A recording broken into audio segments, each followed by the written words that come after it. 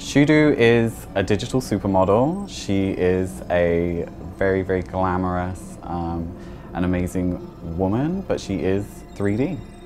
I'm Cameron James Wilson. I'm a visual artist and creator of the world's first digital supermodel, Shudugram.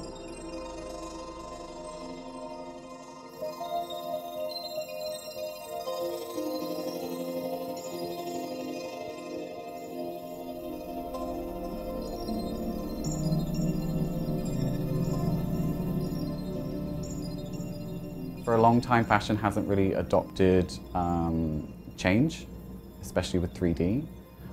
It's kind of seen as something radical, whereas in most industries it's very standard.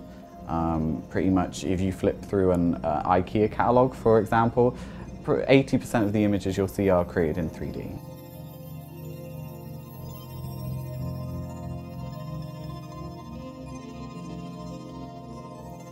Putting together accurate representations of clothing, I use a program called Clo3D. That allows me to simulate kind of fabric draping and cloth simulation. So what I do is I put Shudu in one pose, and then I have her go into the next pose, and what will happen is she will hit the fabric and it will drape. And that's the power of Clo3D, that it really knows the fabric.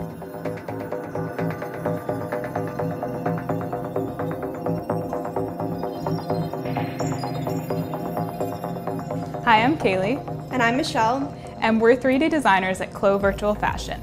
The very first step is we'll have to measure the actual pattern and recreate the pattern exactly to get this exact look. So the hem finish is important, finishings inside. This one's really interesting because of the elastic, and that's going to take into account the shearing ratio here. And then also the texture of this fabric. It's a crinkle and has a little sheerness to it. This one was interesting with the shearing ratio from the sleeve to the cuff, and then also the button closure finish. We wanted to take into account the hardware on this. So we get some yardage of the actual fabric and we cut strips for the warp, the weft, and the bias, and we basically test how that bends and how that stretches. So first you would test the bend of each direction of the fabric, and once you record those measurements, then you can move on to testing the stretch. So you take a strip and you're testing what the resistance of the stretch is and then the point at which it stops stretching. So you will know, does this garment fit or does this garment not fit? Then we have the thickness of the fabric. So we have a digital thickness gauge. So that gives you the weight of your fabric. Record that. And then here you go and start entering the information. So I'll type in my weight, my thickness. So this is the pattern window. So here I have all of my patterns laid out. So if I open up my 3D window, this is the garment in its digital state.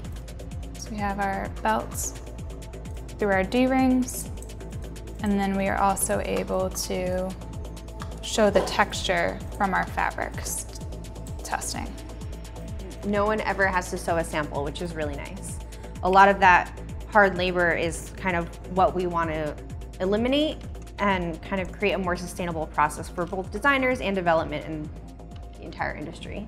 Putting together a virtual shoot is pretty similar to a real life one, except everything's kind of in your control. You know, if I want to choose an environment which is a desert or a kind of beach or whatever, I can do that. If you imagine when you play a game that you kind of can go around an environment, you can do the same with the program that I use with Shudu. You know, it's an environment that you can traverse and look around and capture photographs. It's really similar in the way that you do in real life. It's like a virtual experience. In some ways, Shudu has taught me more about natural beauty and kind of the meanings of that, because I've had to make her so realistic.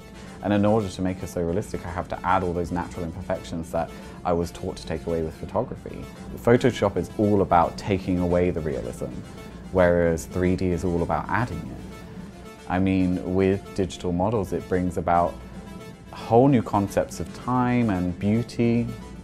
In a world where we can chop and change our looks, you know, what will decide beauty? You know, we could be 8 foot tall and we don't need organs anymore, so our bodies can be completely different, you know. So in a virtual world, I'm excited to see what standards of beauty, you know, and where they get pushed to, you know. I think that's what excites me, you know, kind of from one extreme to the other. You know, how far into fantasy can we get with the human form before it becomes something completely different?